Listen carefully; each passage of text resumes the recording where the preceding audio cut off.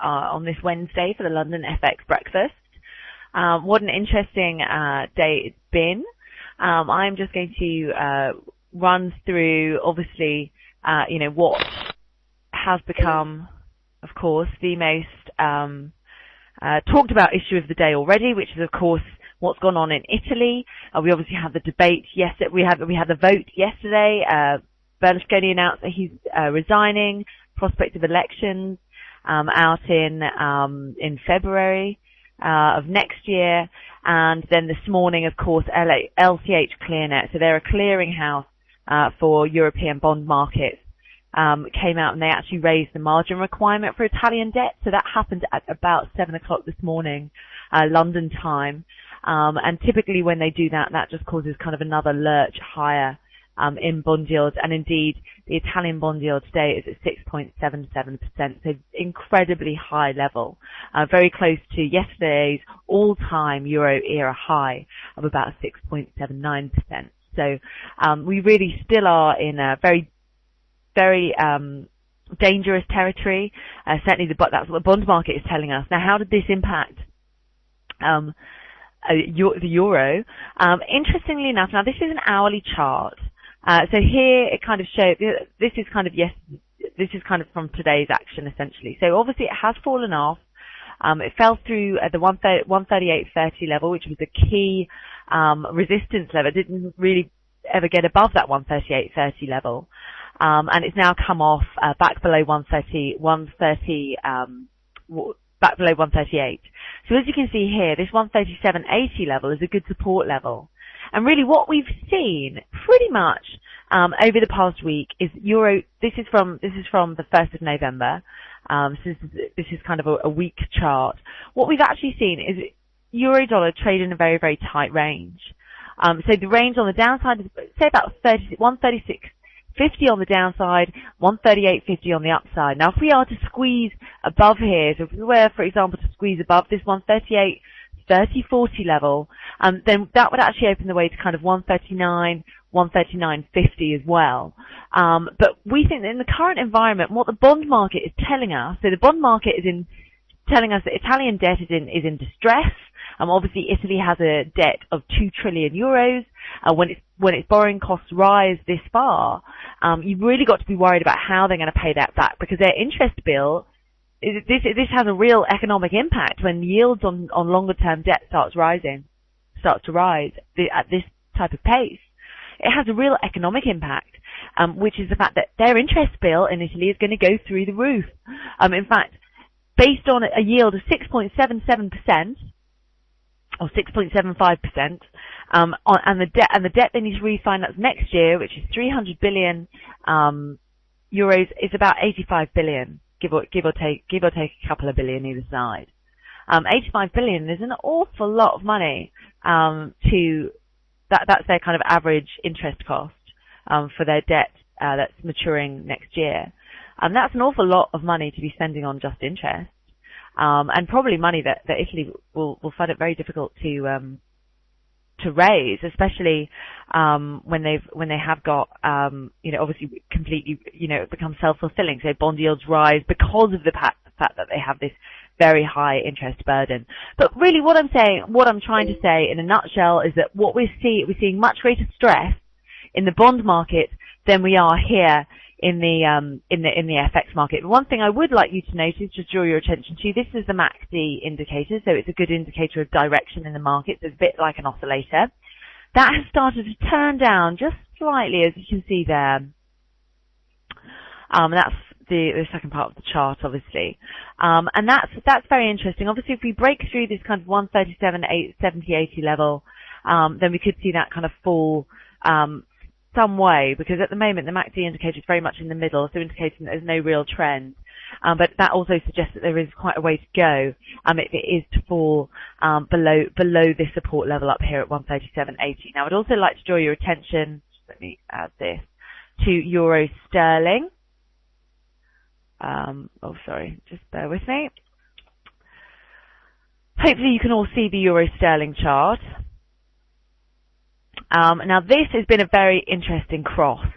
With euro sterling, as you can see, it traded pretty similarly to euro dollar. I'm just going to change it to kind of a daily time frame. So this goes all the way back for a year. So as you can see, it's a very choppy pair. It's traded in a range between kind of 85 on the downside thereabouts and 89 on the upside, pretty much for the last 4 or 5 months. But if we go back to the shorter term chart, I bring your attention to it because it did fall through its short-term moving average. So it's 21-hour moving average yesterday.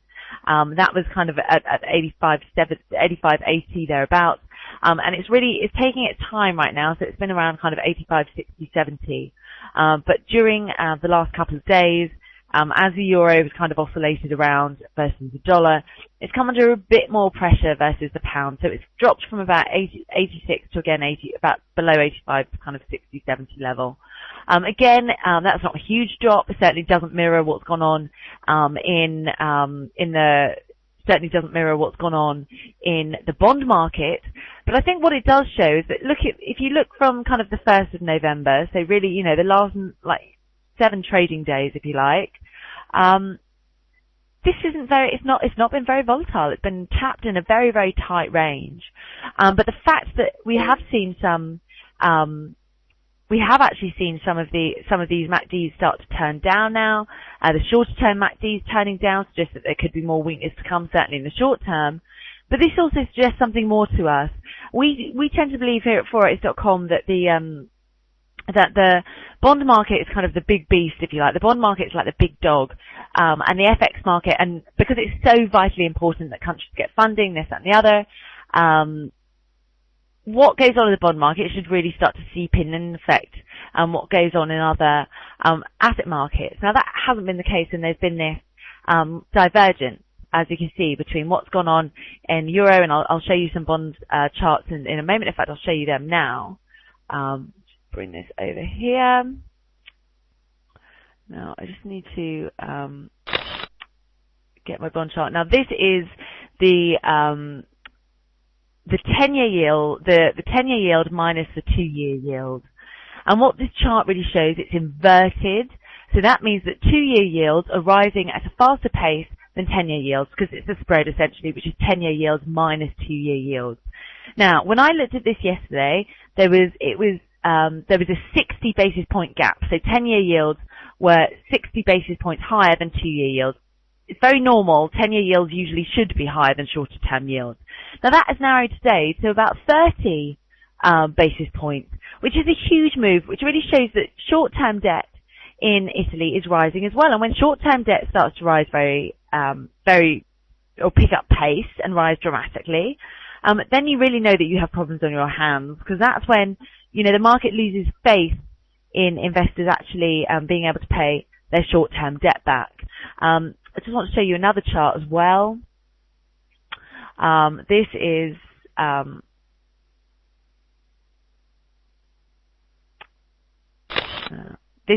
the 10-year bond yield, Italian 10-year bond yield, which is the white line on this chart, and then euro dollar, which is the orange line. So this is a Bloomberg chart. But really what I'm trying to show here is that this is going back a year, and that traditionally, since the start of this year, the Italian bond yield and the euro have had a bit of an inverse relationship, really.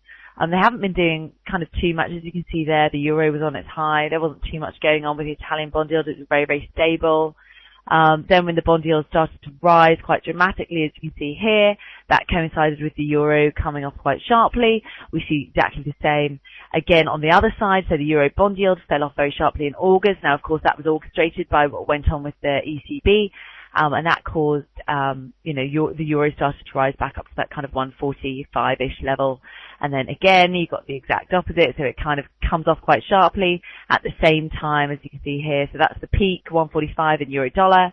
That was kind of the low, or the most recent low, in Italian bond yields at 5%. As they started to go up here, you started to see the euro come right the way off. Now that's a very normal relationship, and what one would expect, of course, right? You've got the third largest economy in the eurozone coming under a lot of pressure. It would be natural, one would assume, for the currency to come off quite sharply. However, we saw a small bit of a recovery in Italian bond yields before they started their kind of march higher It's now looking ever likely that they're marching towards 7%. But that hasn't actually stopped the euro. So even though the euro kind of, when it went back above that 142 level last week, it's since kind of come off from there. But this last bit here, so when bond yields really surged so quickly, and especially 2-year bond yields have surged incredibly quickly. And what we've seen is the euro actually trade in a range. So the euro hasn't followed its traditional relationship with bond market, so it hasn't fallen as much as the rise in the Italian bond yield would suggest. And as I said before, if you think it feels as if the tail is wagging the dog a little bit here, but we think that will come back, and that if there is continued stress in the Italian bond market, then that will eventually weigh on the euro.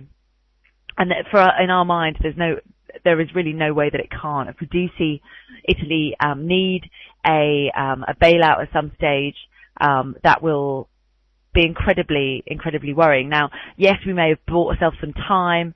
It looks like there is going to be the market seems to like the fact that Berlusconi is resigning, and that the potential there'll be, a change of leadership. But as some very astute commentators have noted, there has actually been, there are problems with the opposition in Italy, and they do tend to be quite a fractious bunch. Added to that, once bond yields start rising at this really dramatic pace, it's very difficult to kind of rein it in. So what you do sometimes tend to see is that even though countries do pledge to cut deficits, they do implement economic reform. Now, Ireland had this problem, even though it had made really strict, really brave cuts to its kind of public budget, a lot of public sector job cuts, its bond yields still kept going up. So that is something to worry for Italy as well, is that Italy, just because there's a change in leadership, and because they may pass through some reforms to kind of reduce their deficit, doesn't actually mean that that's going to necessarily that's necessarily going to placate bond market. So bond market at the moment is suggesting that euro dollar should be much lower than where it is. If that comes back, we think at the longer term that is probably going to come back. Now there are obviously many ways of looking at this. Now we'll just go back, so just bear with me 1 moment. We're just going to go back to our euro chart. So as you can see, a much bigger drop down to this 85.50 level in euro sterling, which I've just shown you. So that's just while I've been talking there. So we really have seen kind of a bit of a drop. As I said, 85.50 is major resistance, is major support in euro sterling. If you want to kind of look beyond there, this 85.50 level has really lasted for a very long time, and below there, you're really looking towards 83. So watch this level. It's really oscillated around here for the last couple of days, but the fact that it keeps trying to go below 85.50 is telling something to me. And eventually, the bulls who are trying to keep euro sterling higher will actually weaken with these repeated attempts by the bears to try and push it lower. I'd also like to draw your attention to Euro Swissy, and that had an interesting day yesterday. This is the daily chart. I'll take a look at an hourly chart, which will just show you a bit more interesting. Now, hopefully you can all see my Euro Swissy chart on an hourly basis. What this is really showing, this here happened yesterday. So we saw a sharp drop in Euro Swissy from 124.50 to about 123, so 150 pip drop. And it was fueled not only by what was going on in Italy, but also what was going on with the Swiss National Bank. So the Swiss National Bank have come in, they've been saying that they're going to weaken the Swissy. Well, yesterday they were just sounded less committed to doing it, and they didn't announce a further increase in the floor. So as you may or may not know, the SNB have put a floor in Euro Swissy. So it's not going below 120. So as you can see here, basically since August, we've really seen, so if I go back here on my daily chart, you can see really since August, the Euro City hasn't gone below 120 because that's manufactured, because the Swiss National Bank doesn't want it to. Now looking on a shorter term basis, We did see that kind of sharp fall off when when the S&B didn't come out and say that they were going to increase the floor again to 125 or so. We've seen it kind of really oscillate around this level. So 123 at the moment is acting as good support there, and it's trading in quite a tight range. It's in the very, very short term, so that over the last 24 hours, looking pretty strong in that range. Euro Swissy is. I mean, that is quite interesting because that's your traditional risk barometer, if you like. But obviously, because of the action by the S&B and that sharp move lower yesterday, we are seeing Euro Swissy isn't really a great barometer for what's going on in Europe at the moment. I would also like to draw your attention to the Aussie. So let's take a look at the Aussie. Now, the Aussie really has been, again, very, very much range bound. These are the ranges that we're trading in. It's very difficult in this environment, really really find kind of trending markets. We'll look at a few other things later on, but certainly in the FX world, certainly at the risky end of the FX spectrum, you're really looking at about 104. Resistance for Aussie dollar, which also coincides with this, which is 200-hour moving average. And then on the downside, just below 103, so about just above 102.50 on the downside. Now that has been the range. As you can see, it's really stuck in the middle. The MACD is turning down just a little bit here.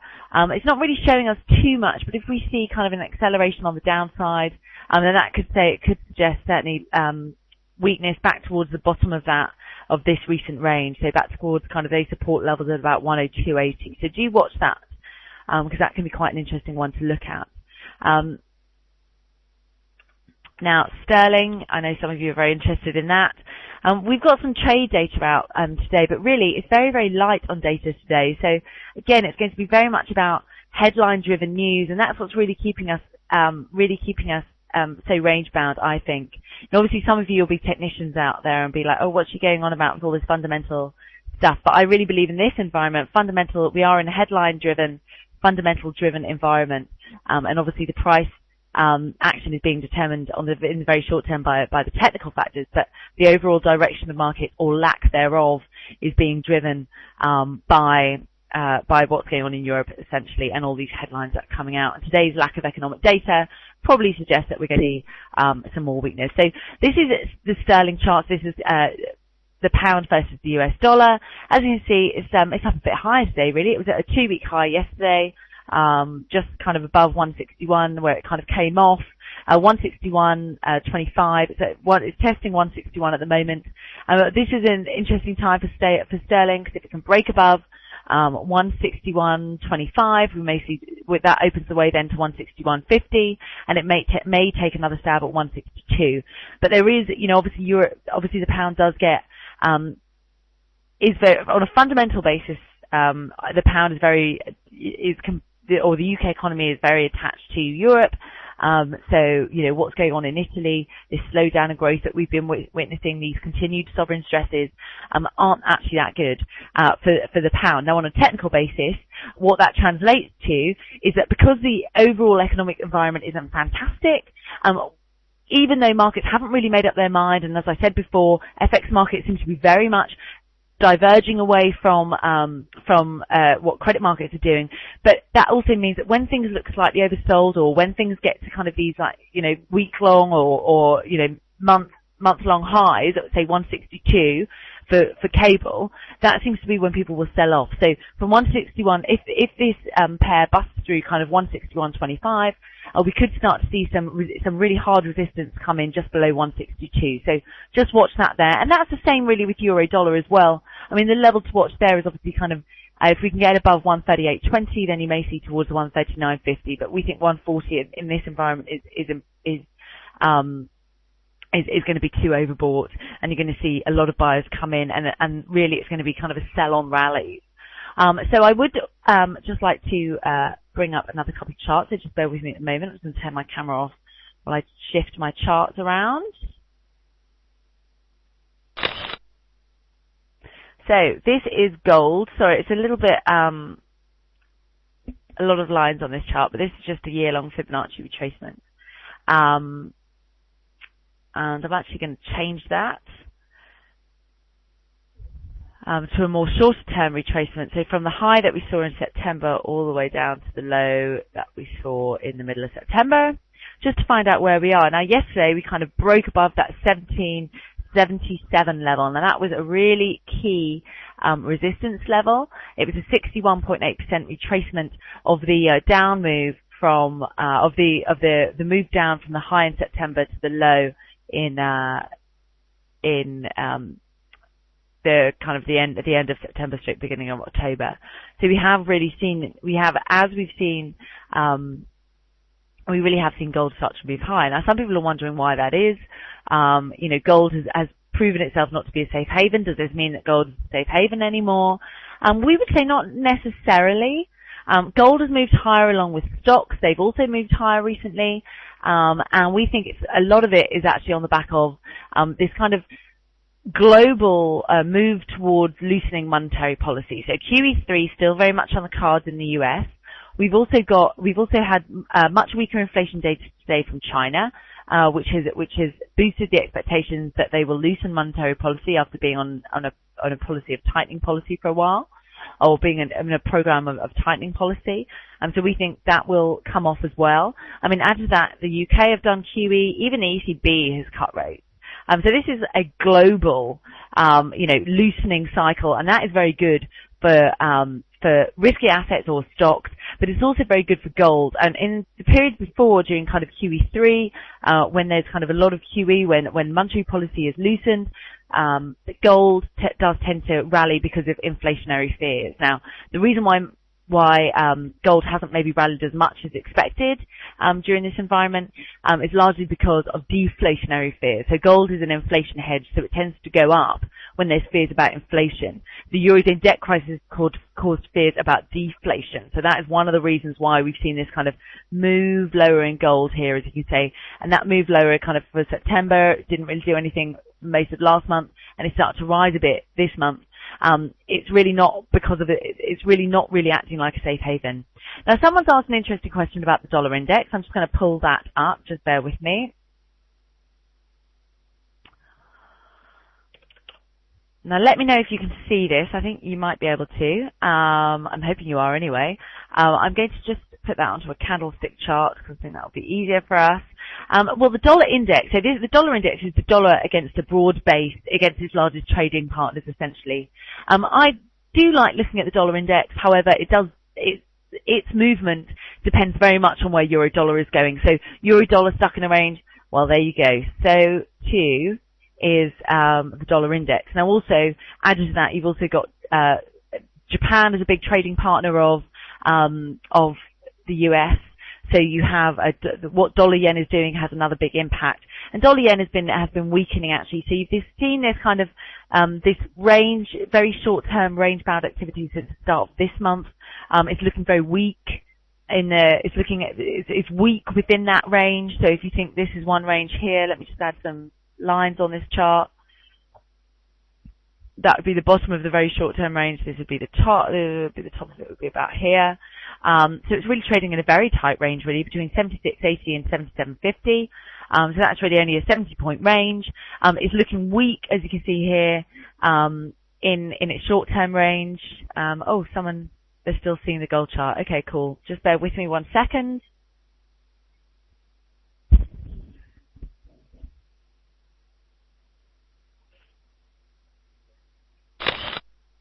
Hopefully now you can see the dollar index. Is that right?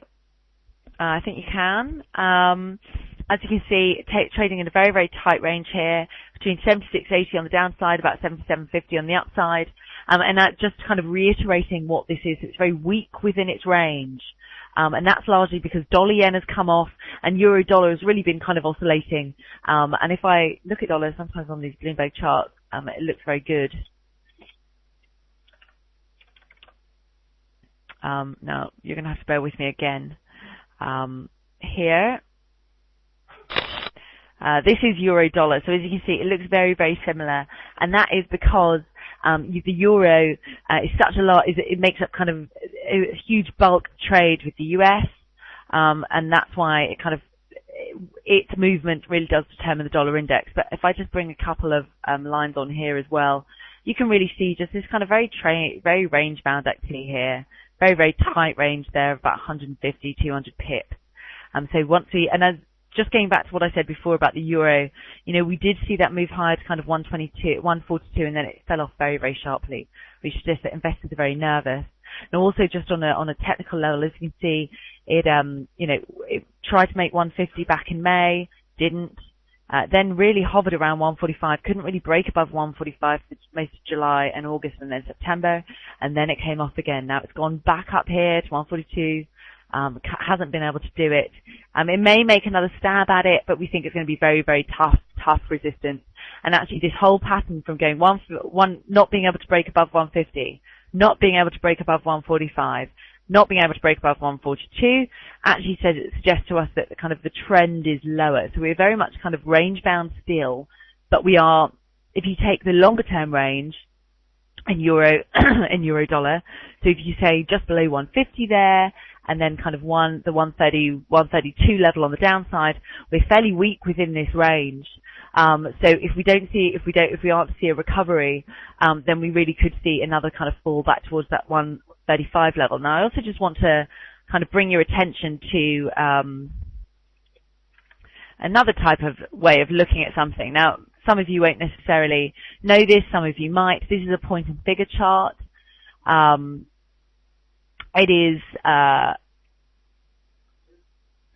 It's a point and figure chart, and why I like looking at this is because it takes out time, if you like. So it's all based around price movement. So each one of these kind of boxes, if you like, is a certain price. So you can't actually see that. I do apologize. I'm just going to show it to you very quickly, and then I'll take some questions. But as you can see, this really does shows you pure price movement and pure trend. So as you can see, this is kind of the high, that would be like the May high there. Since then, it's kind of oscillated around. It broke below this level. It kind of went up again, and then it broke again, and then we moved back higher to kind of this resistance level. So right now, 142 is very, very much the resistance level to note, whereas on the downside, you've got kind of 132.50. So you've really got to kind of we're right smack bang in the middle of that range. So on a shorter term basis, between 142 and 131, we are in the middle of that range, and we haven't been able to get back up to 142. As yet. So that really is the level to be. If it doesn't, then it suggests further weakness back towards that 132.50 level. So that's about it from me. I'm happy to take a couple of questions.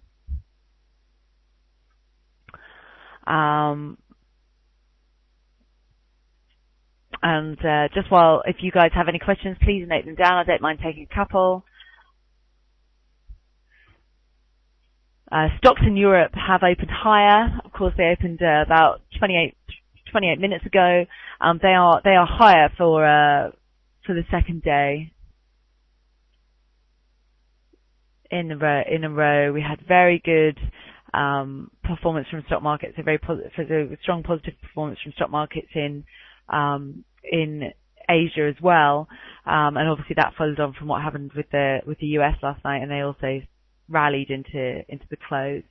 The one thing, that I would say is that obviously it's not all, just because, stocks are rallying, it doesn't mean that people aren't worried about Europe. It's this kind of theory,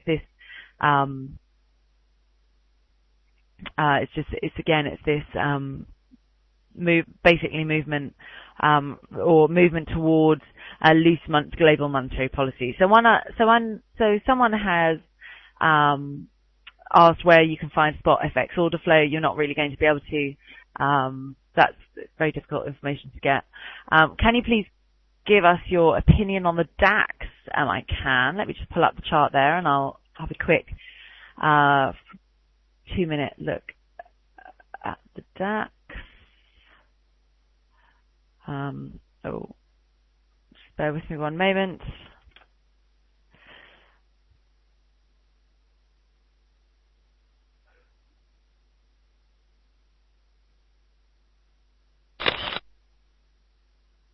So this is on now, so you should be seeing the DAX right now. So as you can see, it's kind of been oscillating around a bit. It's moving very much with kind of global markets, so it's up about 1.5% today. So moving with global risk appetite, and that's why, as you can see, it's really stuck in a range. So the bottom of this range is about 5,750. It's currently testing this 6,000 level. which is a key kind of psychological level. Now, it has broken above that, as you can see here. Obviously, then the next resistance level of note is the 100-day moving average, which is 6166.